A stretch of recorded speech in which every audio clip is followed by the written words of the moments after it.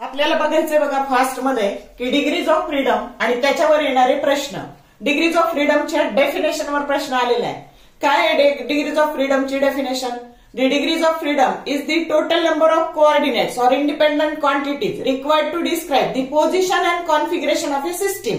तर हा MCQ आलेला आहे 2024 ला, CET 2024 ला, म्हणून डेफिनेशन पाहून ठेवा.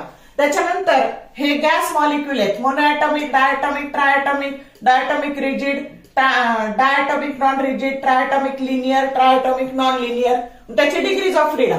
डिग्रीज ऑफ फ्रीडमचा फॉर्म्युला असतो, त्याला नोटेशन वापरतात F that is equal to 3n-r. आता 3n म्हणजे ऍटॉमिसिटी आणि r म्हणजे रेस्ट्रिक्शन. समजा असा मोनो ऍटॉमिक गॅस असेल तर त्याला कुठेही रेस्ट्रिक्शन नसतं. तो कोणत्याही ऍक्सिसला जाऊ शकतो, एक्स ला जाऊ शकतो, वाय ला जाऊ शकतो. हा असा मोनो ऍटॉमिक आहे, त्याला वाटलं तर तो एक्स ला जाऊ शकतो, वाय ला जाऊ शकतो, झेड ला जाऊ शकतो. म्हणजे त्याला रेस्ट्रिक्शन 0 असतं. आणि म्हणून एफ बरोबर 3 ऍटॉमिसिटी 1 मायनस रेस्ट्रिक्शन 0 म्हणजे त्याची डिग्रीज ऑफ फ्रीडम 3 आली. समजतंय?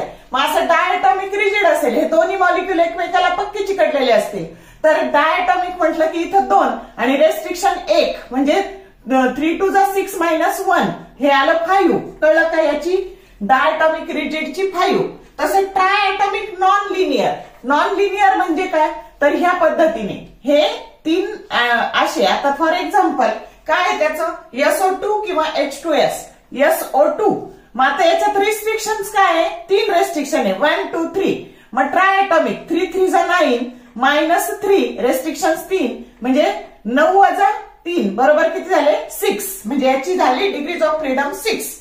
आता डायटॉमिक नॉन रिजिड असेल तर तिथे 2 व्हायब्रेशनल मोड ऍड होतात आणि म्हणून तिथे हे 5 आणि 2 7 झाले. किंवा ट्राय ऍटॉमिक जर लिनियर असेल, आता तो CO2 समजा, हा O, हा C आणि हा O, CO2, तर रेस्ट्रिक्शन 2च आले. मग ट्रायटॉमिक म्हणजे 3 3 9 आणि रेस्ट्रिक्शन 2च लिनियर सरळ रेषेत असल्यामुळं, आणि म्हणून तिथे डिग्रीज ऑफ फ्रीडम किती झाले? 7. समजलं काय? डिग्रीज ऑफ त्यातले हे 3 जास्त लक्षात ठेवा, हे क्वचित विचारलं जातं. मग आता बघा त्याची specific heat capacity at constant volume CV. त्याचा फॉर्म्युला असतो F म्हणजे degrees of freedom F/2 into R किंवा FR/2, कसंही लक्षात ठेवा. मग आता ह्या सगळ्यामध्ये काय करायचं? याला 2 ने डिवाइड करायचं आणि R ने मल्टिप्लाय करायचं. म्हणजे हे झालं 3/2, हे झालं 5/2, हे झालं. आता जर तुम्ही 6/2 केलं तर 3R येतं आणि हे 7/2. आता बघा त्याचं CP करताना काय करायचं? ह्या F मध्ये 2 ऍड करायचे म्हणजे 3 + 2 म्हणजे झाले 5/2 इंटू R. हे झालं specific heat capacity at constant pressure. आता गॅमा बरोबर ऍडियाबॅटिक रेशो CP/CV. त्याचा अजून एक फॉर्म्युला असतो in terms of degrees of freedom. तर 2023 ला प्रश्न आलेला आहे की F ऐवजी इथं X वापरलेलं आहे की X he degrees of freedom असेल तर गॅमाचा फॉर्म्युला काय तयार होईल? तर इथं फक्त F च्या जागी X करायचं. मग कुठे देतील? Y देतील, तर इथं Y घ्यायचं. तर याच्यावर पण प्रश्न आलेला आहे. मग आता बघा हे आपण अशा CP काढल्या सगळ्या, ह्या प्रत्येकाच्यात 2 मिळवले, 2 ने भागलं तर हे सगळ्याचं CP आलं. आणि CP/CV केल्यावर हे आलं 5/3, याने याला भागायचं 7/5, त्याच्यानंतर 4/3 आणि इथे 9/7. म्हणजे हा चार्ट खूप इम्पॉर्टंट आहे. आणि याच्या व्हॅल्यू पण काढल्या आपण. काय व्हॅल्यू काढल्या? तर तुमच्या टेक्स्टबुक मध्ये व्हॅल्यू नाही काढून दिलेल्या, पण याच्यावर प्रश्न येतो की R/CV बरोबर जर 0.67 असेल तर कोणतं? तर ज्याचा R/CV 0.67 ना त्याचा गॅमा 1.67 असतो. सोपं लक्षात ठेवा. म्हणजे R/CV दिला की त्याचा गॅमा 1 मिळवायचा.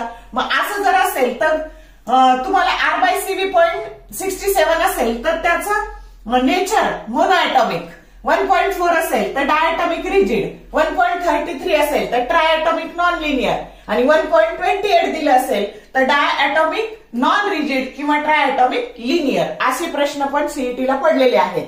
त्याच्यानंतर पॉलीएटॉमिक साठी डिग्रीज ऑफ फ्रीडम किती? तर 4 + F डिवायडेड बाय 3 + F. याच्यावर पण प्रश्न आलेला आहे. त्याच्यानंतर मेयर्स रिलेशन. जेव्हा आपण 1 मोल गॅस घेतो त्याच्यासाठी CP-CV बरोबर R ही मोलर स्पेसिफिक हीट आहे आणि मेयर्स रिलेशन त्याच्यासाठी हे आहे. आता प्रिन्सिपल घेतली ना की प्रिन्सिपल असती SP × M0 मोलर मास आणि प्रिन्सिपल मग हे एसपी मायनस एसपी केलं आणि इथे हे M0 इकडे ट्रान्सफर केले आणि in terms of mechanical equivalent of heat जर घ्यायचं झालं तर याला फक्त जे ने डिव्हाइड करायचं. तर हे प्रिन्सिपल स्पेसिफिक हीट, हे मेयर्स रिलेशन. त्याच्यानंतर सीपी आणि सीव्हीचे फॉर्म्युले प्रत्येक वर्षी विचारलेले आहेत. तर सीपीचं जर लिहायचं ना तर gamma R divided by gamma minus 1, सीव्हीचा लिहायचा ना R divided by gamma minus 1 आणि ह्या पद्धतीने. आणि डिग्रीज ऑफ फ्रीडमचा लिहायचा ना तर 2 डिवायडेड बाय गॅमा मायनस 1. आलं लक्षात? खाली सगळ्या ठिकाणी गॅमा मायनस 1 सारखंच आहे, फक्त सीपीला गॅमा आर घ्यायचं, सीव्हीला फक्त आर घ्यायचं आणि डिग्रीज ऑफ फ्रीडमला 2 घ्यायचं. तर हे असं आपण खूप मोठा पार्ट हा अगदी 5 मिनिटात कव्हर केलेला आहे. जर तुम्हाला व्हिडिओ आवडला तर लाईक करा, शेअर करा, कमेंट करायला विसरू नका. चॅनलला सबस्क्राईब केलं नसेल तर सबस्क्राईब करा, म्हणजे येणाऱ्या व्हिडिओचे नोटिफिकेशन मिळत जातील. All the best for your study and exam, and thank you for watching this whole video.